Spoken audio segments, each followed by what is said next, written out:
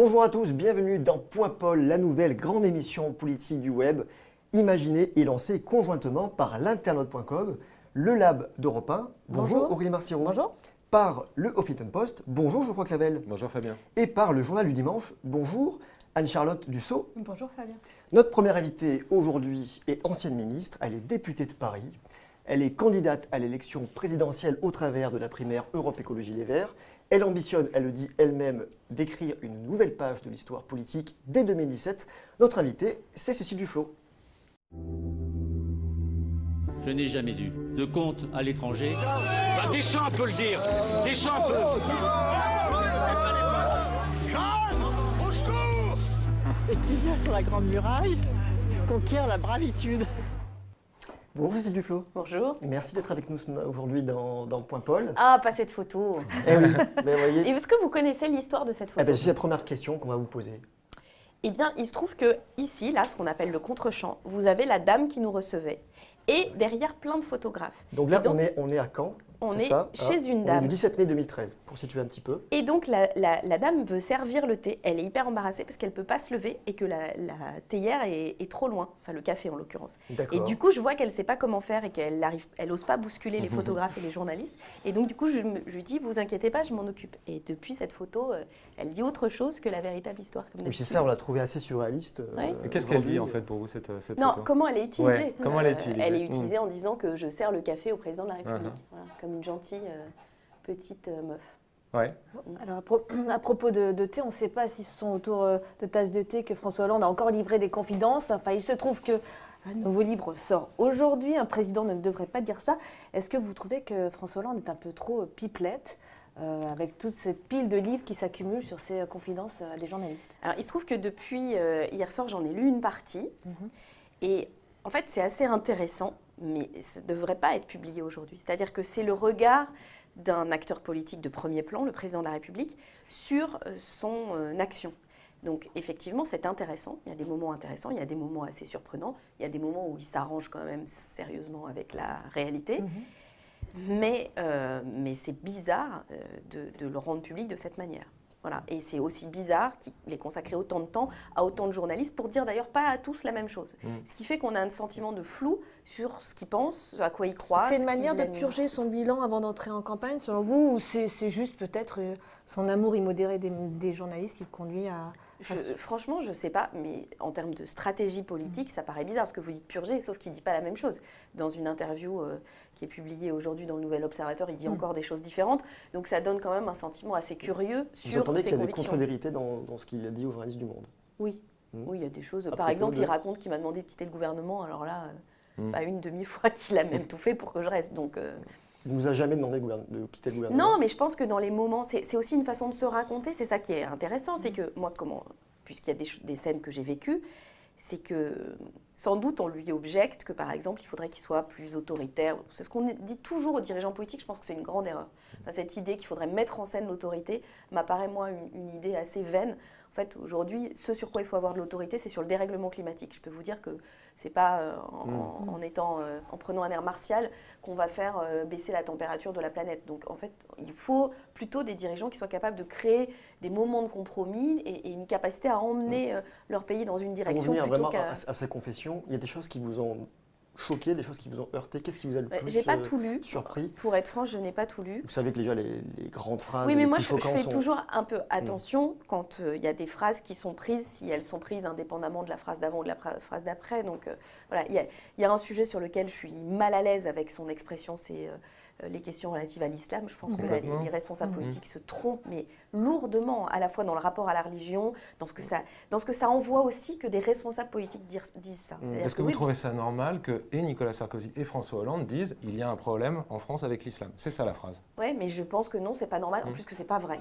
Il y a peut-être un problème avec une partie d'intégristes religieux qui ont un projet politique, mais d'une certaine manière, une partie des intégristes de la Manif pour tous ont aussi un projet politique, et il était très élaboré et il continue de se poursuivre. Vous mettriez les intégristes de la Manif pour tous, pour reprendre votre les expression, sur le même plan les que intégristes l'islam religieux. politique djihadiste Ah bah, les intégristes religieux, vous savez, des intégristes catholiques qui ont mis des bombes dans les cinémas qui projetaient La Dernière Tentation du Christ, ça existait. Hein. Donc, C'est pas arrivé depuis longtemps, c'est ça que je voulais dire. c'est pas arrivé depuis longtemps, mais ça existait. C'est-à-dire le processus de l'intégrisme politico-religieux qui produit des désastres, il existe dans toutes les religions, en particulier dans les religions monothéistes. Évidemment, pas avec la même ampleur, pas même, avec la même actualité. Mais là, on croise deux débats. Et d'ailleurs, on voit bien que le deuxième débat, il touche à bien d'autres sujets. Il touche au rapport de la France avec son histoire, tout simplement, c'est-à-dire l'histoire de ses colonies, l'histoire de tous ces hommes qu'on a fait venir pour travailler en France, qui ensuite ont fait venir assez normalement et même humainement leurs familles, à qui on renvoie pour certains qui sont nés de 2 générations nées sur le territoire français, qu'en fait, en s'appelant Youssef, ils ne sont pas tout à fait français comme les autres. Et ça, c'est insupportable. Et je pense que ça fracture notre pays. Pour finir là-dessus, dire que la France a un problème avec l'islam, c'est une faute politique. C'est pas une faute politique, c'est pas seulement ça. Je pense que c'est grave pour notre pays parce que la parole d'un responsable politique, qui plus est du président de la République, a beaucoup de poids. C'est-à-dire qu'une partie des gens qui ne sont pas du tout confrontés à la réalité de l'islam dans leur vie, dans une grande partie du territoire français, se disent oui, mais si le président le dit, alors c'est vrai. C'est ça c'est pour ça qu'il n'y a pas l'opinion. L'opinion publique, c'est quelque chose qui se fabrique. La relation qu'ont les Français et les Français à certains sujets dépend aussi de la manière dont les responsables politiques portent, avec responsabilité ou non, une parole forte. Merci Sylvie Duflo, on passe à notre premier grand chapitre, le chapitre intitulé Primaire des Verts, primaire LR. Primaire LR, primaire des Verts. Moi, je vais vous poser une question piège, Cécile Duflo. Si c'est une question piège, il ne faut pas le dire avant. Si, je vous le dis, vous allez voir. Vous allez le voir. Attention. Qu'est-ce que vous regardez ce soir à la télévision? Et il faut que je réponde le débat des Républicains. Vous pouvez répondre tout à fait autre chose, je le comprendrai. Je vais vous dire, c'est en arrivant ici, je lisais le journal et je me suis dit, ah mince, c'est ce soir. Vous allez le regarder ou pas? Normalement, ça fait partie de mon travail. Ouais. En fait, je crois que oui. Oui. Comme près d'un Français sur 3, selon un Français sur sondage. 3, Donc c'est un sujet qui intéresse Enfin, beaucoup. je verrai, sauf peut-être qu'à un moment, je ne tiendrai pas, parce que des fois, je m'énerve quand je suis toute seule chez moi, je m'énerve devant la télé, je jette mes coussins. Donc, Et vous tweetez aussi. Non, justement, j'éloignerai mon téléphone. En tant qu'écologiste, en tant que femme politique, mais aussi en tant que citoyenne, à votre avis, quel est le moins pire des candidats de droite? Enfin, qui peut le plus se rapprocher de vos convictions personnelles? C'est compliqué parce que sur certains points, je peux avoir des accords avec Nathalie Kosciusko-Morizet, par exemple, qui a sur certaines positions on va dire une sensibilité aux questions écologiques qui est plus forte, mais sur d'autres, pas du tout. On parlait de l'islam, elle s'est lancée dans cette opération absurde d'interdire le salafisme, sans expliquer ce que c'est que le salafisme, etc. Enfin, sur ce discours-là, souvent les politiques, et notamment, c'est pour ça que je vous dis que je risque de m'énerver, c'est que la primaire à droite est un moment de surenchère entre les uns et les autres, qui aboutit pas seulement à des absurdités, ça ce serait à la limite pas grave, mais qui allume des mèches dans un pays, la France, qui est quand même très fragile. Et puis pour être très sérieux sur ce sujet, si l'on regarde qui est notre ennemi, on parlait tout à l'heure de notre ennemi, il est l'État islamique, Daesh, c'est un ennemi extrêmement virulent, idéologue très puissant, qui a une stratégie. Cette stratégie, ce n'est pas d'envahir la France ou de non bombarder, ce n'est pas une guerre classique, c'est d'utiliser les fractures françaises, c'est d'utiliser la fragilité et aussi de spéculer sur le fait qu'un certain nombre de responsables politiques vont embrayer dans un sens très virulent pour favoriser ce qu'eux théorisent comme une forme de guerre civile. Restons bien sur le débat. Justement, oui, parce que justement, ce qui risque d'arriver dans cette primaire de droite, ce qui risque d'arriver dans ce débat, c'est une surenchère permanente. Donc évidemment, je serais plus sensible à tous ceux qui essayent d'apaiser ce débat, c'est le cas jusqu'alors sur ce sujet d'Alain Juppé. Mais Et à l'inverse, dans ce que vous décrivez, il peut y avoir un candidat qui est pire que les autres. C'est-à-dire qu'il y a un quint de cette surenchère. Il y en a un qu'on a déjà vécu comme président de la République, qui s'appelle Nicolas Sarkozy. On a vu le résultat. Et effectivement, si on pouvait ne pas recommencer, je pense que ce serait. Vous avez l'impression qu'il s'est amélioré ou empiré avec le temps? Ah non, je pense qu'il s'est très largement empiré. D'ailleurs, il avait dit qu'il arrêterait la politique, il aurait dû tenir parole. On sait, Madame Duflo, qu'il y a beaucoup d'électeurs de gauche qui s'interrogent et qui sont tentés d'aller voter à cette primaire de droite. Qu'est-ce que vous en pensez? Est-ce que vous comprenez ça? Moi, j'en connais dans mon entourage, donc je suis forcément, ça a donné lieu à de grandes discussions. C'est vrai que moi, de façon naturelle, c'est pas ma pente naturelle. Enfin, j'aurais du mal à choisir et à devoir aller choisir. Mais je comprends la logique de certains qui justement disent le meilleur moyen de ne pas avoir tel ou tel candidat, c'est d'aller... Notamment pour contrer Nicolas Sarkozy? Exactement, c'est dans cette logique-là. Mais ce que je veux dire, c'est qu'en fait, en creux, ça montre bien, et d'ailleurs ça vaut aussi pour les écologistes, que l'élection présidentielle, en fait, ne fonctionne plus. Parce qu'on est obligé de faire un troisième tour avant le premier tour, qui est celui où on va choisir les candidats et éventuellement on va choisir les candidats chez les autres. Donc on voit bien que là, il y a une grande fragilité démocratique. Et c'est pour ça que moi, je défends une réforme institutionnelle en profondeur. On remet les législatives avant la présidentielle, Justement, où c'est le retour au septennat et au septennat non renouvelable. Justement, il y a quelque chose derrière la question des primaires, il y a la question du fait qu'elles soient organisées un petit peu aujourd'hui de façon un petit peu anarchique. Est-ce qu'il n'est pas temps de réguler tout ça, de légiférer sur le rôle que doit avoir dans la démocratie française, dans la façon dont elle investit les candidats à l'avenir? Est-ce qu'il ne faut pas faire une loi, constitutionnaliser le rôle des primaires à l'avenir pour que un électeur de gauche puisse voter pour un candidat de gauche ou inversement? Non, alors je vais vous dire les choses. Je pense que aux États-Unis, quand c'est on est l'inverse. républicain, on vote pour les primaires républicaines. Et quand on est démocrate, Oui, mais on vote pour les je pense que c'est primaires l'inverse. Il faut démocrates. arrêter avec le rôle du président tel qu'il est aujourd'hui. On est quand même dans l'extrême limite du système. La bonne réponse et la bonne élément d'analyse, c'est qu'on a eu 2 présidents de la République qui étaient en tout point différents. Je ne parle pas de leur projet politique, mais en termes de caractère. On avait dit que la présidence excitée, ultra personnalisée, c'était lié au caractère de Nicolas Sarkozy, à sa façon d'exercer son mandat. On voit bien qu'avec François Hollande, qui présentait des caractéristiques très différentes, d'équilibre, de synthèse, finalement, le système lui-même, c'est-à-dire le quinquennat, l'inversion du calendrier et l'absence de proportionnel, fait tout converger sur un seul homme, qui est responsable de tout, comptable de tout. Et du coup, ça ne fonctionne pas. Je crois qu'il faut absolument... D'accord, mais si on reste dans la 5e République... moi, je ne veux pas. qu'est-ce qu'on Pour fait le coup, je ne veux pas. Je pense qu'à un moment, nous allons A être en priori, le situation... scénario pour les prochaines années, c'est de rester dans la 5e République. c'est pas mon scénario. Et c'est d'ailleurs une grande partie de mon engagement. Je pense que là, on est aux limites du système. Vous le pointez vous-même. Et c'est pas parce qu'on va constitutionnaliser l'organisation des primaires. Et d'ailleurs, la fracture politique et l'organisation politique n'est pas du tout la même en France et aux États-Unis. Le système politique n'est pas du tout le même. Je pense qu'il faut revenir à un système plus parlementaire, où c'est le Parlement qui fait la loi vraiment, où on crée des coalitions politiques stables.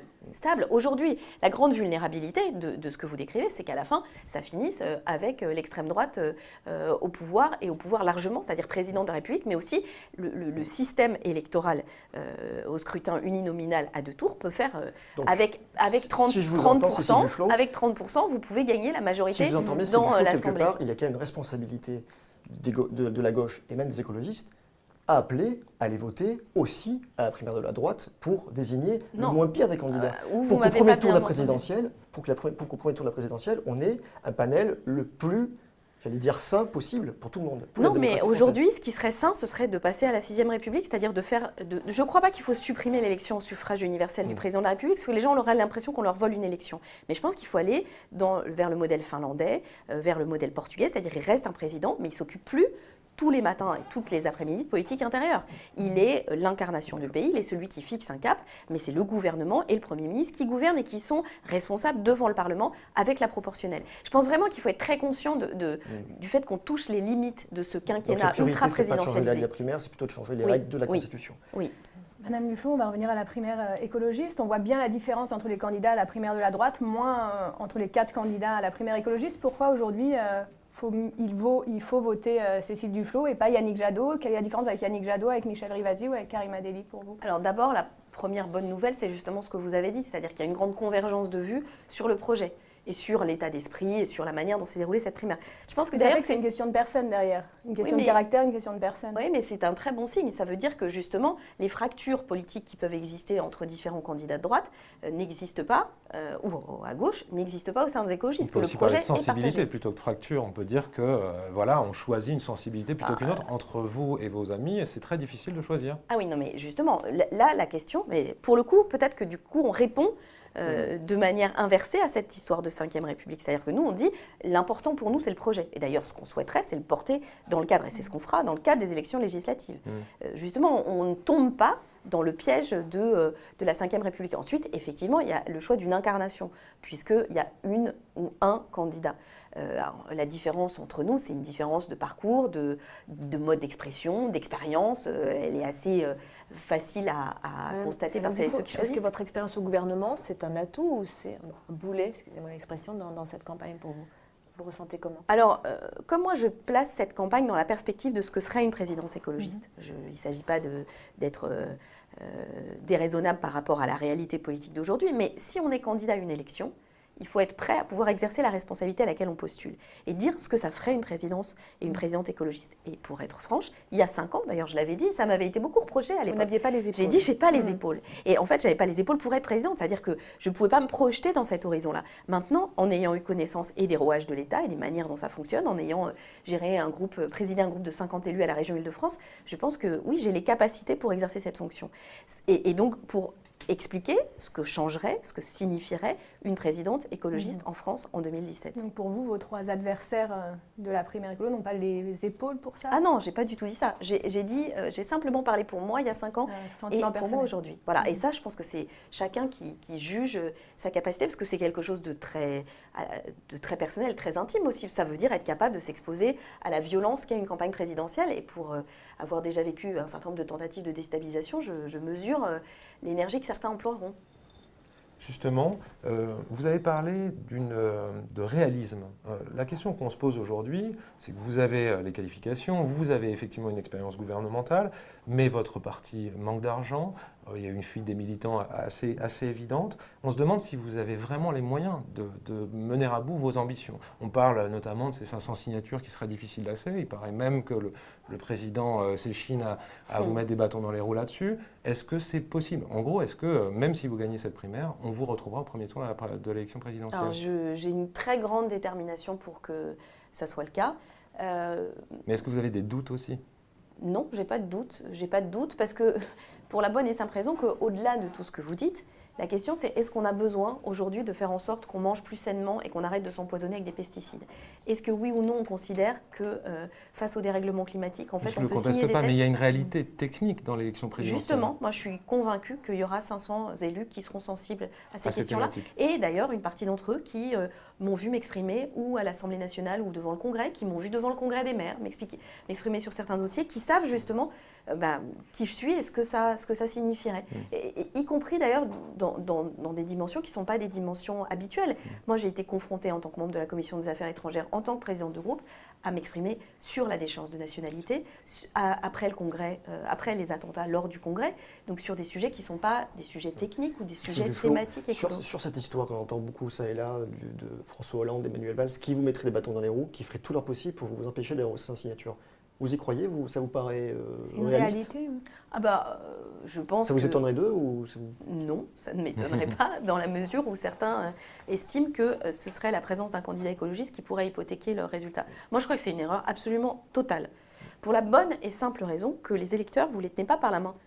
Ils ne votent pas de manière automatique, ils choisissent. Et donc, ce n'est pas parce qu'il n'y a pas de candidat, qu'il n'y aurait pas de candidat écologiste qu'ils voteraient. C'est un appel directement à François Hollande et Non, absolument pas. Moi, je vais vous dire, je vais tracer ma route. Je vais tracer ma route avec celles et ceux, justement, qui ne font pas forcément de politique aujourd'hui. Là où vous avez raison, c'est que je connais les limites de ma famille politique. Moi, je veux qu'on écrive une nouvelle page, que l'écologie politique minoritaire, qui se sait minoritaire et ne se peut pas se penser autrement que minoritaire, c'est terminé. Pour 2 raisons. D'abord parce qu'on a besoin de ces solutions écologistes, qu'elles existent, que la sensibilité de la population a évolué. On n'est plus sur le même terrain, on n'est même plus il y a 5 ans. Et puis que je crois qu'on peut vérifier aussi la cohérence entre le discours et les actes. Et qu'il y a besoin de cette sincérité. Et qu'on peut me faire beaucoup de reproches, on peut être en désaccord avec moi sur certains sujets, mais on peut faire le crédit de ma conviction dans la durée. Si on se projette dans un an, c'est quoi franchement Europe Écologie Les Verts en mai 2017, en juin 2017, sans alliance avec le Parti Socialiste, combien de députés? Vous-même, est-ce que vous aurez encore votre siège? Ça, dans cette hypothèse, ça veut dire que je n'ai pas été élue présidente de la République. Dans l'hypothèse, vous n'avez pas été élue présidente. Je suis extrêmement confiant. Non, mais en fait, je ne fais pas de scénario. Je mets de la détermination. Un petit peu imaginatif. Non, mais justement. Il y a beaucoup de militants, il y a beaucoup d'adhérents, il y a beaucoup de sympathisants, j'imagine, écologistes, qui se disent qu'est-ce qui se passe pour nous, pour ce parti, en juin 2017. De toute façon, en juin 2017, quoi qu'il arrive, la situation politique va être fortement perturbée. Parce que quand on dit sans cesse, et c'est ça le pire, de toute façon, le sujet, c'est de savoir qui sera au 2e tour face à Marine Le Pen. Vous imaginez, après 5 ans de gouvernement de gauche, en ayant perdu toutes les régions, une grande partie des villes, sans se poser de questions sur est-ce que c'est logique, normal, quelle est cette fatalité? Donc moi, je refuse cette fatalité. Et ce que je crois, c'est que sur le fond politique, pour aller justement au-delà de l'aspect partidaire. Ce qu'on constate partout en Europe, c'est une forme de nécrose de la social-démocratie et du social-libéralisme simultanément. C'est-à-dire une forme d'effondrement parce que dans un monde où il y a plus de 3% de croissance, tout simplement parce que les ressources naturelles sont en voie d'épuisement, ce modèle-là ne fonctionne pas. Donc à quoi on arrive? À la situation autrichienne, avec d'un côté un parti national populiste et de l'autre une force motrice qui est celle qui est héritière des valeurs de gauche et écologiste. Concrètement, qu'il n'y ait plus de groupe Europe Écologie Les Verts à l'Assemblée. Il y en a déjà plus. Il y en a déjà plus. Mais Il y en a déjà plus. Oui, mais c'est un bilan intéressant, si vous voulez, de considérer. Il y a une formule assez intéressante du président de la République dans son livre. Chez les écologistes, il y a les cyniques et les emmerdeurs. Donc les cyniques, il les a utilisés. Et effectivement, quand l'horizon politique de certaines personnes, c'est leur propre mandat et leur situation individuelle, vous construisez rien en commun. Non, l'idée, c'est de construire quelque chose avec des gens très différents aussi, pas avec les écologistes de toujours, avec des gens qui ne se sont pas engagés, avec des gens qui viennent d'ailleurs. Ça, on aura l'occasion de travailler sur une nouvelle Promis, histoire. on y reviendra. On continue avec notre nouvelle séquence pour aérer un petit peu le débat. C'est une séquence un peu plus infotainment, la séquence « Assume ton tweet ». On est allé exhumer un tweet finalement qui est assez récent, qui devrait apparaître. Je sais lequel c'est. C'est vrai? Je prends un En fait, pari. c'est même un retweet. Ah non, c'est pas ça. Regardez, c'est un retweet. Ah oui, non, je croyais que Vous c'était doutez plus beaucoup, marrant. hein, il y en a beaucoup. On a dû faire Non, un il y en choix. a beaucoup moins qu'avant. Je vous dirai après.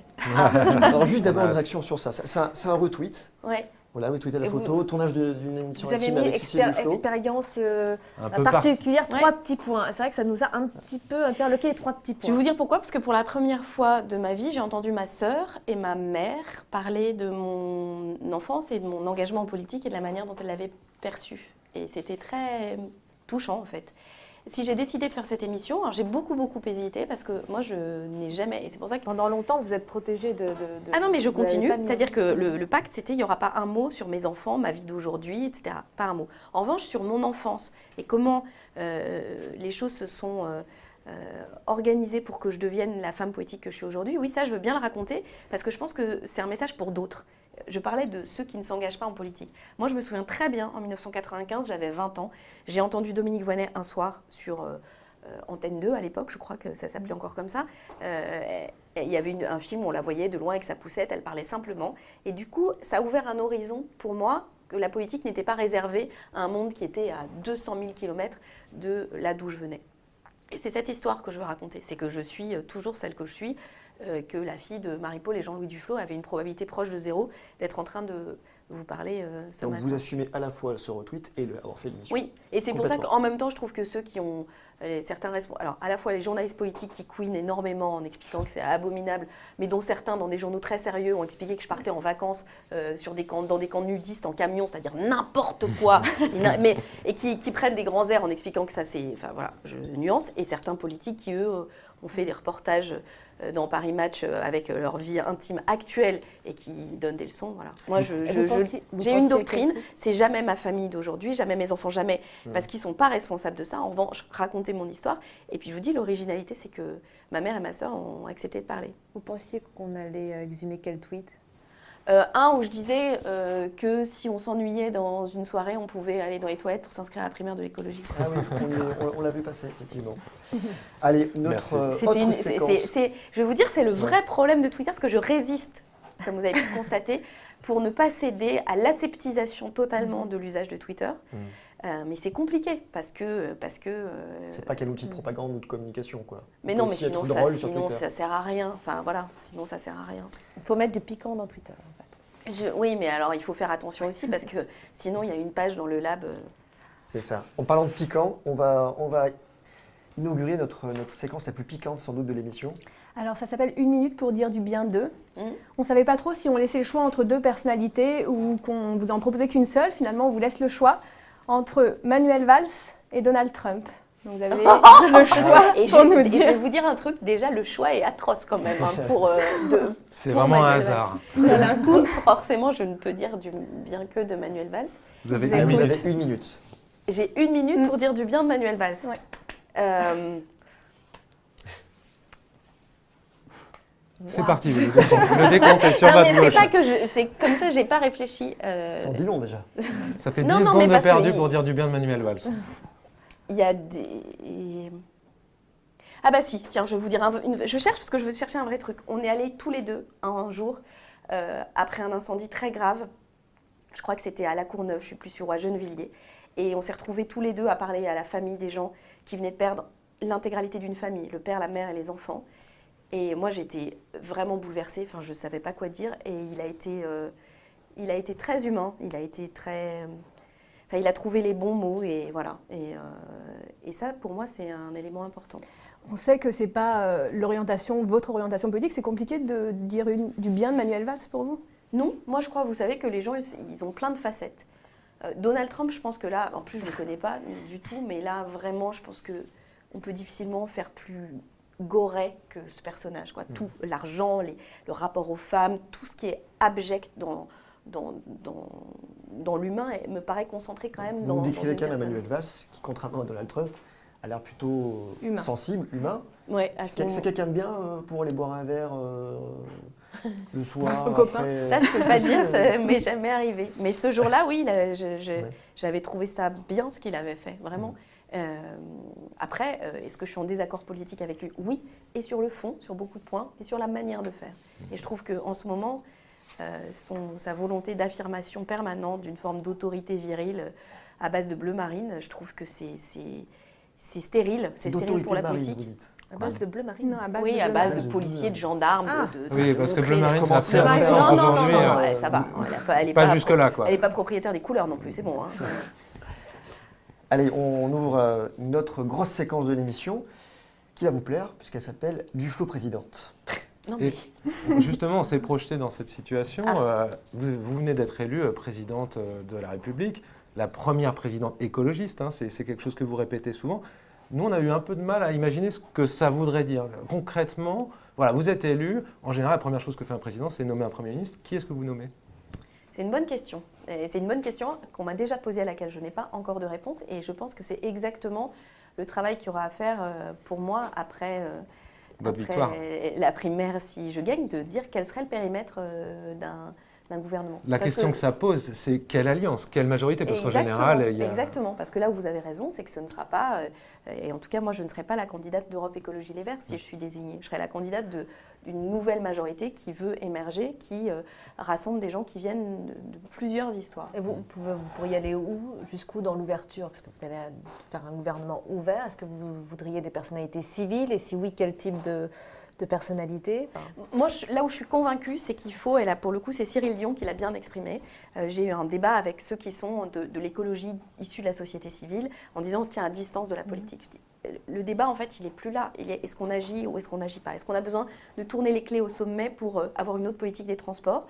Est-ce que décider qu'il n'y a plus de frais de ferroviaire, qu'on annule la taxe poids lourd, tout ça c'est des décisions politiques, et ça a des conséquences très directes sur la dégradation du climat.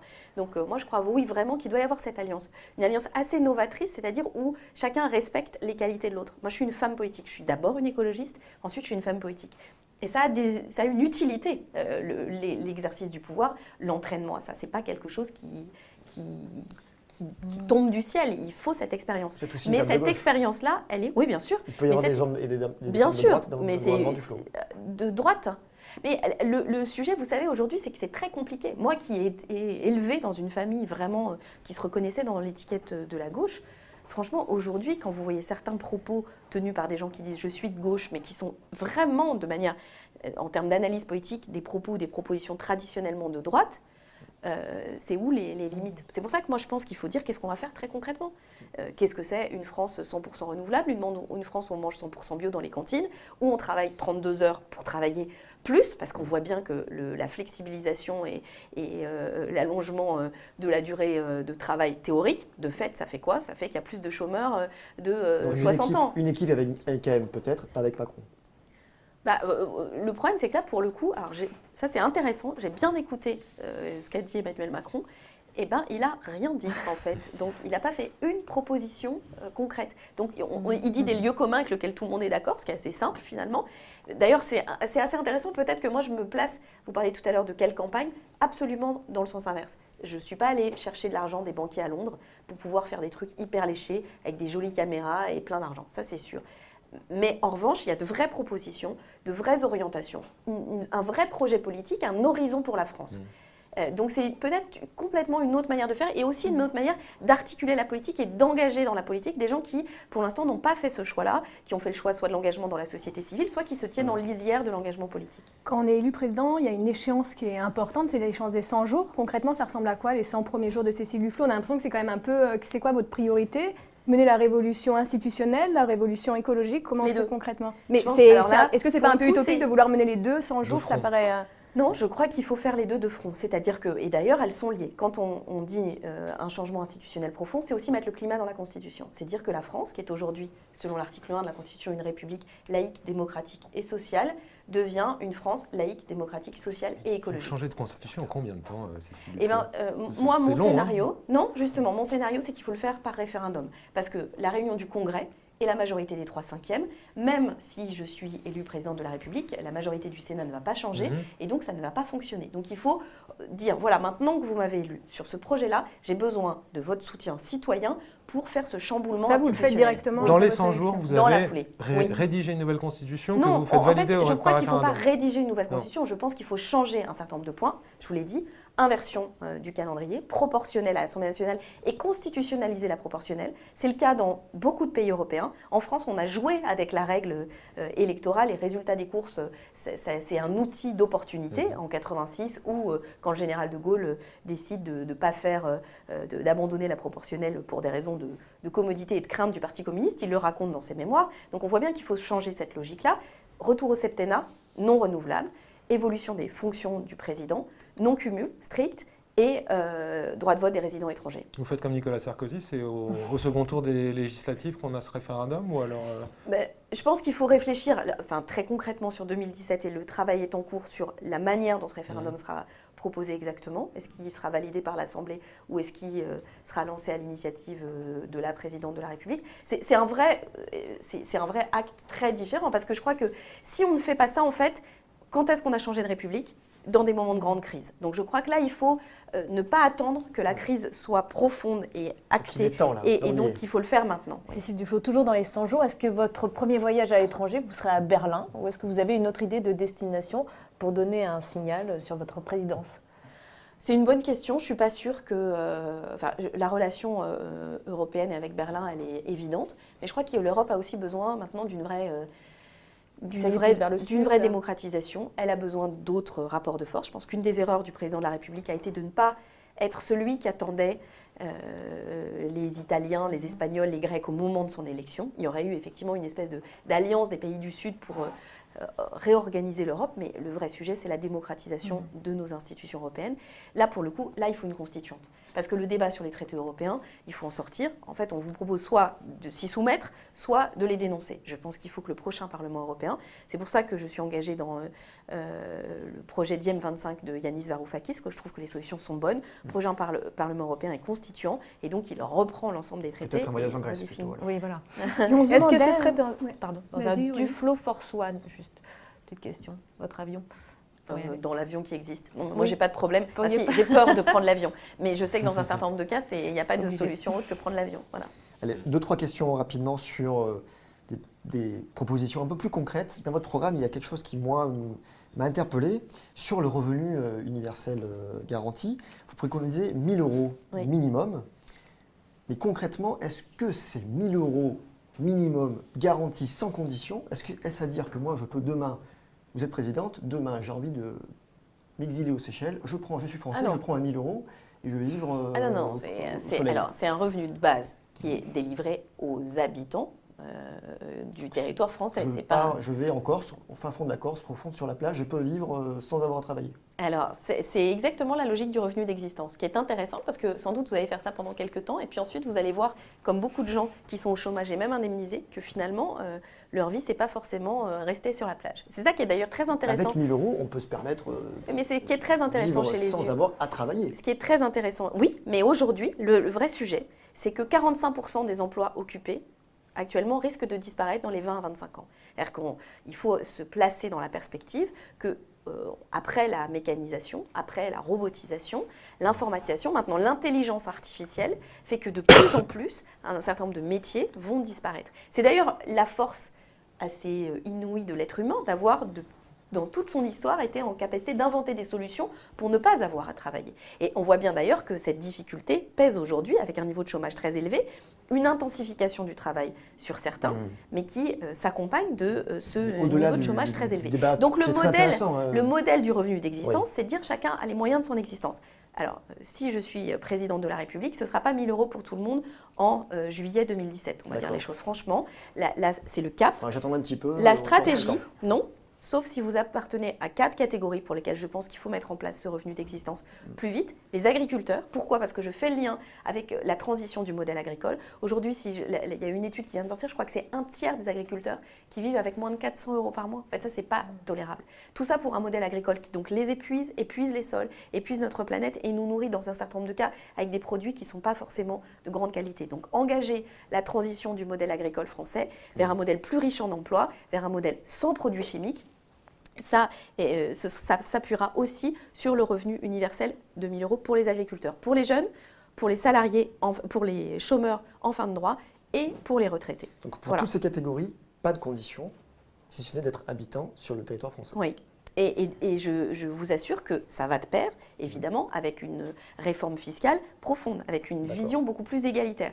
Moi, le livre qui me nourrit, je ne dis pas que c'est la mesure que je vais mettre en place, c'est un livre de 2 économistes qui ont travaillé sur le facteur 12, c'est-à-dire le fait qu'il n'y ait pas un écart de plus de 1 à 12 entre ceux qui gagnent le moins et ceux qui gagnent le plus. Ça n'a rien à voir avec ce qu'on connaît aujourd'hui, mais il faut savoir que ce qu'on connaît aujourd'hui, le niveau d'inégalité est fou.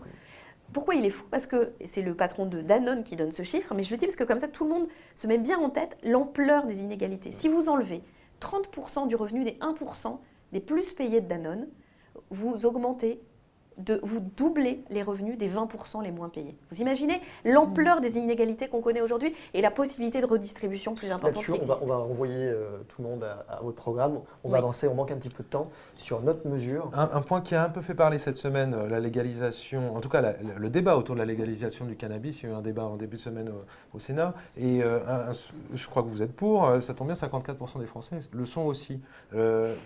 La question qui va vous être opposée par vos adversaires politiques, c'est la question morale. En gros, est-ce que vous assumez que vos enfants fument du cannabis ? Est-ce que vous assumez que vos enfants boivent de l'alcool ? Mais c'est pas moi votre opposition. La question, c'est que non, moi je n'assume pas que mes enfants boivent de l'alcool puisqu'ils sont tous mineurs et qu'ils ont moins de 5 ans. Mais ça, vous avez raison. Sur le cannabis, cette question morale-là, est-ce que c'est pas un horizon indépassable du débat politique ? Moi, je crois qu'il est très dépassable si on est honnête. Le cannabis et l'alcool, ce sont 2 produits psychoactifs. C'est-à-dire qui ont un effet sur vos perceptions, vos sensations, qui donc, pour ceux qui les utilisent, peuvent provoquer une sensation de plaisir. C'est d'ailleurs pour ça qu'on prend des drogues qui sont par ailleurs dangereuses pour la santé, comme l'alcool. Et donc, quelle politique il faut avoir sur ces produits-là ? Il faut avoir une politique de santé publique et de prévention. Effectivement, il ne faut pas boire de l'alcool quand on a 5 ans, et d'ailleurs pas quand on est dans le ventre de sa maman, parce qu'on sait qu'avec même une toute petite dose d'alcool, ça a des conséquences sur la santé du futur bébé. Ça, c'est le premier élément. Donc, il faut avoir une politique de santé publique active. Mais aujourd'hui, la prohibition du cannabis, ça fait quoi ? Ça fait que les jeunes de ce pays fument plus que dans les pays où c'est légalisé, un produit de moins bonne qualité qu'ils achètent dans des conditions de sécurité dangereuses. Et ça fait proliférer les trafics. Donc, la femme politique dit avec beaucoup de responsabilité, ça ne fonctionne pas. On ne peut pas dire que ça fonctionne. La mère de famille La mère de famille, alors là, elle est très claire là-dessus. La mère de famille veut qu'on puisse faire une politique de prévention dès l'enfance sur la consommation des drogues et les conduites à risque. Parce que l'adolescence, c'est un âge risqué. Et c'est comme ça, même les dernières recherches biologiques montrent que c'est lié aux transformations du cerveau sous l'effet de la puberté. Et donc, il faut faire ces actions de prévention dès le plus jeune âge pour faire en sorte, justement, que pas de façon morale, mais parce qu'ils auront leur liberté de choix, ils retardent le plus possible l'utilisation, ou même ils ne l'utilisent pas, de ce type de produit, que ce soit le cannabis ou l'alcool. Et je pense que là, c'est vraiment un discours de responsabilité. Donc des enfants plus libres, mais responsabilisés. Oui, et qui sans doute consommeront moins. Et puis d'ailleurs, ça pose aussi la surconsommation, que ce soit de l'alcool, avec quand même une inflation d'une consommation extrêmement violente d'alcool le week-end chez certains jeunes, montre bien aussi que ça pallie des difficultés, des angoisses sur lesquelles il faut absolument travailler. Il y a une autre mesure sur laquelle on aimerait vous entendre. Il y a un nouveau rassemblement de la Manif pour tous dimanche, je crois. Est-ce que Dufle présidente, ça veut dire qu'il y a la GPA en France en 2017 ? Alors d'abord, il ne faut pas confondre les sujets. La Manif pour tous s'opposait au mariage des personnes de même sexe. Je pense que, et là c'est une vraie leçon, on voit bien que 3 ans après, tout ça est rentré dans les mœurs, pour dire les choses. Et c'est une bonne chose. Ça a apaisé un sujet qui était un sujet douloureux. Enfin, Pour plein de- manifeste ils ont contre la basculé, GPA, du là. coup, Très clairement, pardon. ils sont sur une thématique GPA. Alors, sur la GPA, bon, ma position, elle est assez simple. Il se trouve que, pour le coup, j'ai la particularité d'avoir porté 4 bébés dans mon ventre. Donc, d'avoir vécu cette expérience. Donc, je pourrais pas laisser dire que c'est qu'il se passe rien, qu'il n'y a pas un lien qui se tisse entre la femme qui accueille ce bébé et le bébé. Est-ce que ça vous rend mère? Non. Sinon, il n'y aurait pas, et ça je vais vous dire, parmi les sujets de Duflo présidente, je pense que je mettrais la question de l'enfance et de la famille au cœur du débat politique. C'est un sujet dont on se fiche. Chaque semaine dans notre pays, 2 enfants meurent sous les coups de leurs proches, et en particulier de leurs parents. Ça, c'est pas admissible. 2 enfants par semaine dans notre pays, la France, qui meurent sous les coups de leurs parents. Je ne peux pas l'admettre. Et ça fait l'objet d'aucune politique publique. Il y a une espèce de secret qui court autour de tout ça. Donc, cette priorité autour de l'enfance et de la petite enfance, de l'accueil de l'enfant, du fait que ce n'est pas forcément si évident de devenir une maman, c'est pour moi quelque chose La d'important. priorité de l'enfant, c'est aussi l'agenda de la Manif pour tous. Et sur la GPA, pour eux, c'est une négation des droits de l'enfant. Mais alors, pour le coup, ce qui est une négation des droits de l'enfant, c'est quand les enfants sont là et qu'on ne leur donne pas d'identité et de nationalité. Mais votre position sur La- la GPA, ma du coup, position- Mais en revanche, c'est pour ça que je vous dis que ce qui se passe dans certains pays, où des femmes, pour des raisons financières, sont contraintes de pouvoir recourir à la GPA, me heurte profondément, en tant que femme, en tant que féministe, et en tant que maman. Ensuite, est-ce que c'est totalement impossible d'imaginer que ça puisse être le cas de femmes qui en font le choix volontairement, dans un cadre très différent? Certains exemples aux États-Unis, par exemple, montrent que ce qui se passe en Ukraine ou en Inde, c'est pas du tout la même histoire. Donc je crois que ceux qui ont un avis très tranché sur la question, grand bien leur face. Moi, je dirais jamais que c'est normal et naturel et que ça doit être légalisé sans se poser de questions, mais je ne pousserai pas des hauts cris en expliquant que c'est ça l'abomination de l'abomination. Non, je pense qu'il y a une chose à faire en sorte que les enfants qui existent puissent avoir une identité et préserver les enfants qui sont là. Mais Voilà. quand vous serez présidente, Cécile Duflot, il faudra Oui, mais je pense trancher. que le débat, la GPA existe dans d'autres pays du monde. Elle existe, elle n'est pas légale en France. Et il y a une pression Non. aujourd'hui, Et il y a une pense qu'il demande faut- pour ça. Oui, je pense qu'il faut que le débat s'ouvre et qu'il faut que le débat s'ouvre comme toutes les questions éthiques, que ce soit celle relative au droit à mourir, par exemple, qui, moi, me paraît ne pas être satisfait par la législation actuelle, et notamment, pour le coup, ça concerne encore les bébés. Moi, je suis très choquée de ce qu'on dit sur l'application stricte de la loi Leonetti pour les grands prématurés. C'est-à-dire qu'on les laisse mourir pendant plusieurs jours parce qu'on les laisse mourir de déshydratation. Et que ça, pour le coup, vous savez, parfois, quand on est un législateur, il faut être courageux pour regarder la réalité en face et se sortir de principes qui sont des principes parfois confortables. Et sur la GPA, je n'ai pas de religion ou de principe confortable dans lequel me couler. Je ne dis pas que c'est une évidence, je ne dis pas non plus que c'est une abomination. Et la femme politique a comme priorité, s'il faut s'occuper des enfants, de s'occuper des enfants qui sont déjà là, de ceux qui sont victimes de violences chaque jour dans notre pays. Mais vous n'y Cécile fermez Duflot. pas la porte. Vous Non, ne fermez pas la porte. Non, je pense que je ne peux pas vous dire que, par exemple, pour parler, parfois il faut se renvoyer à soi. Si ma sœur n'avait pas d'utérus et que j'avais porté ma nièce dans mon ventre, eh ben, je pense que je la voyais grandir, c'est-à-dire qu'il n'y ait pas non plus de secret sur sa naissance, je ne suis pas sûre d'être choquée profondément par ça. Donc je crois qu'il faut être très modeste et aussi travailler avec ceux qui ont travaillé sur le sujet.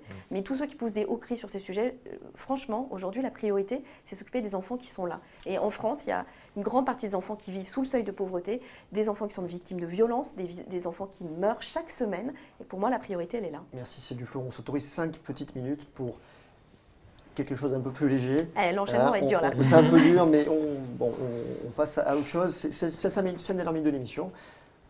Et on commence par l'instant quinoa. L'instant quinoa, vous savez, en référence à cette fameuse séquence où Jean-Luc Mélenchon avait ouvert sa cuisine à gala pour parler de ses secrets minceur et beauté. Mais derrière, il y a une vraie question qui est celle... J'ai pas de secret minceur, je mets tout le monde à l'aise. Alors, ce n'est pas là-dessus qu'on va vous interroger, mais plutôt sur le fait, on le sait tous, qu'une campagne présidentielle, c'est très dur, c'est très rude, c'est exigeant, ça doit être fatigant, on doit sans doute dormir très très peu. Vous avez sans doute votre solution, votre secret alimentaire ou autre. Est-ce que vous pouvez nous dire en 2 mots ce qui vous maintient en forme ? Alors, psychologiquement, parce que je pense qu'en fait c'est l'essentiel, je suis heureuse de faire ce que je fais. Enfin, je suis en phase avec mes convictions, je crois à ce que je défends et du coup je suis apaisée. Ensuite, je dors n'importe où. Ah, ça c'est pratique. C'est le sommeil la clé pour vous? Ouais, c'est de faire des petits sommes. Et puis, pour le coup, de bien manger. C'est-à-dire d'être assis, de manger des trucs chauds, de pas... Quinoa. Voilà. Que ça peut- Non, ne pas Alors, grignoter. en fait, ce qui est rigolo avec le quinoa, c'est que moi qui suis écologiste depuis très longtemps et femme politique depuis 15 ans, j'avais décidé à un moment de faire la grève du quinoa et des lentilles corail. Parce que les vrais écolos savent que le combo, c'est quinoa et lentilles corail. C'est délicieux. Mais après, ça peut être très bien cuisiné. Donc, c'est pas le quinoa en soi, c'est la manière dont on le cuisine. Mais je recommande le petit épeautre, le risotto de petit épeautre. C'est délicieux. Donc, Et votre plein souffle du de, soleil. plein Vous de avez acides bien, aminés. vous avez bien d'autres petites tentations de campagne, non, pour combattre le stress, des bonbons Haribo, tout ça. Non, j'ai juste. Alors, pour le coup, quand je suis vraiment stressée, je prends des granules homéopathiques. Voilà. C'est le maximum de mes drogues, pour le coup. Et sinon, non. Sinon j'ai des enfants et je rigole, je fais des blagues. J'aime bien les blagues. Voilà. J'ai une bonne nature. Je pense qu'on peut faire les choses extrêmement sérieusement, et c'est mon cas, sans se prendre au sérieux du tout. Parfait. On finit avec la dernière séquence de l'émission, justement, qui est la moins sérieuse de l'émission. Ça tombe bien. Oh. Vous savez que la vie, Cécile Duflot, est une succession de choix. Je ne sais pas si vous connaissez le jeu Tu préfères, mais là, Oui, on, je en a, connais. voilà, on en a concocté quelques-uns pour vous. Allez-y. 5. Alors, est-ce que vous préférez marcher avec Jean Lassalle ou avec Emmanuel Macron? C'est un dilemme, hein, c'est le jeu. Hein. Bah, C'est avec pratique. Emmanuel Macron, pour comprendre comment on peut être plus jeune que moi et pas écolo, et avoir un cerveau. C'est un mystère. Avoir un cerveau? Et il a un cerveau, il est plus jeune que moi, il D'accord. n'est pas écolo. Je D'accord. comprends pas. Est-ce que vous préférez être obligé de prendre la voiture pendant un mois à cause d'une grève RER ou être obligé de partir en vacances une semaine avec Claude Allègre? Là, je crois que je vais prendre ma 4L. Ah oui, d'accord. Ok, très bien. Est-ce que vous préférez, pour vous détendre, faire 1 heure de Bubble Witch Saga ou faire 1 heure de méditation? Je fais une heure de Bubble Witch 2. Vous êtes à quel niveau? Je sais même pas. D'accord, pour ceux qui ne savent pas, c'est un jeu où on dégomme des boules, des boules de couleur. Est-ce que vous préférez vous tromper sur le prix du ticket de métro ou sur le nombre de fois où un CDD peut être renouvelé? Vous voyez à qui je fais allusion. Quelle est l'erreur la plus pardonnable selon vous? En fait, le prix du ticket de métro, parce que moi je connais le prix du pass Navigo, vu que je n'achète pas de ticket à l'unité. Mais Et vous préférez vous tromper sur cette question ou plutôt sur celle du CDD? ni l'un ni l'autre, en fait. Là, pour le coup. Ben voilà. Eh bien, merci. C'était tout. Oh, bah, ça Oui, va. C'était ça va. facile, c'était une première. Merci en tout cas Cécile Duflot d'avoir été avec nous pour la grande première de Point Paul. Merci à vous. Merci à tout le monde, merci Bonne à tous, chance. merci à l'équipe Merci. vidéo. On se retrouve la semaine prochaine, même heure, même endroit. À bientôt.